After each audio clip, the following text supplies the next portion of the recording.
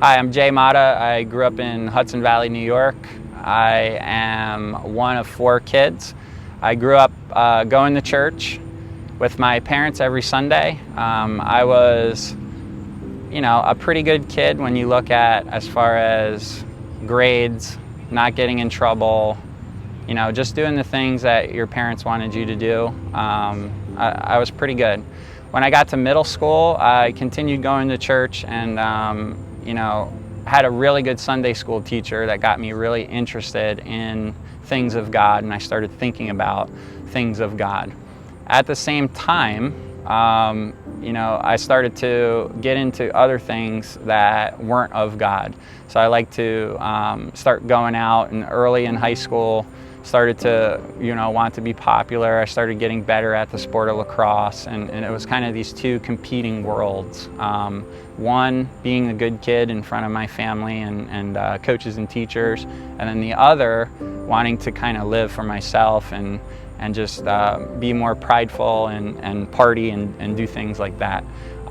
So that kind of continued through high school a little bit. The church thing fell off a little bit, where I wanted to sleep in on the weekends and do stuff like that. So my pride and my world was a little more important. Ended up doing really well in lacrosse. Earned a scholarship to play at the University of Delaware. At the University of Delaware, continued to do similar things. I was really the center of everything, and I like to go out, have a good time. I was on the dean's list. I was playing on a team that was the 6th ranked team in the country, and all these things that I wanted when I was little were occurring, and it was pretty empty. Actually, I was kind of confused on all these fun things that I always wanted to do. They were fun while I'm doing it, but why aren't I kind of fulfilled?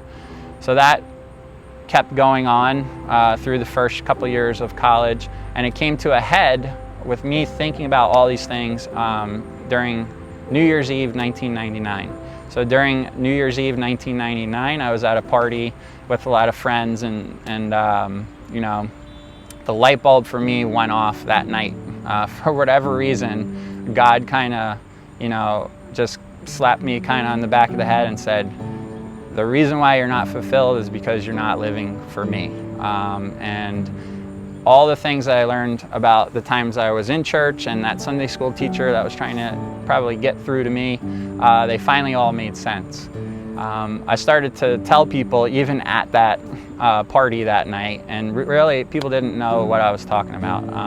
So I came back to the University of Delaware. I found a few people that I knew went to Bible studies and things like that, and everything started to come together once I met those people. I met a campus minister, and I met with him every week. We met every Tuesday, and I would go through the Bible. It was the first time reading the Bible, and it was awesome. God just kept showing me more and more things about myself, showing me actually how sinful I am, but at the same time how forgiven I am. And I fell in love with God, and because He first loved me, and He got through to me and showed me what I should be doing. At the same time, I continued to play lacrosse and had a good career at the University of Delaware, started coaching at the University of Delaware, and I thought I was done with lacrosse. I had gotten cut from the Philadelphia Wings in the NLL, and now I was coaching, finished, and doing chapels for the team and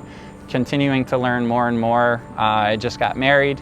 We were going to have kids in a few years, so I thought I was done. As I was coaching here, I got better and better actually as a player. Some of my players here were amazing USA team players like Alex Smith, and I was able to practice against him every day.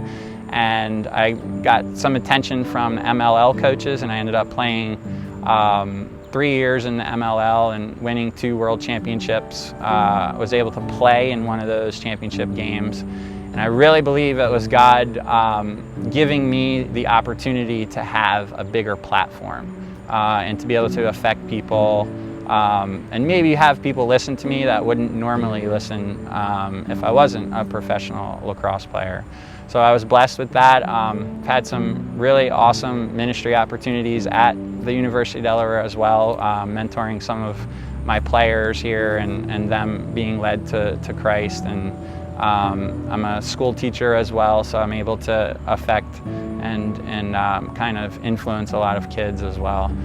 One of my biggest ministries now are my two kids. My wife Christine and I look at them as our biggest ministry, Drew and Trent, teaching them how to love God and be a witness to others for Christ. One last thing I'll leave you guys with, and saying I was able to play professional lacrosse, so someone had a huge impact on me through FCA was Dan Britton, and he was a professional lacrosse player, a fellow Blue Hen, and he told me a story and said he was at the University of Delaware, and one of his buddies was saying to him, because he didn't party, because he had all these rules to follow and all these things he couldn't do, his friend said that he was like a slave. And that was a really, a really big word to use, and a really impactful one to Dan. And Dan looked at him kind of surprised and said, I don't look at it like that at all. And I actually had a question for him, and he asked the guy, could you do what I do? Could you do everything, differently, and not drink and not do all the things and do all the things the way that I live? And the guy was honest, and he said no. So Dan's answer to him was, well, then who's the slave? And it really pointed out how much of a slave to sin that I was, and how much of a slave to sin that a lot of people are, and how Christ frees you from that. And he's able to, able to pick you up and forgive you, and at the same time give you the Holy Spirit to be like him. Do we fail? Yes. I ask God for forgiveness every single day, but it's something that really impacted me, and I try to share with others. You're never out of the reach of God's grace, and even if you feel enslaved to a sin, God can free you and show you his truth.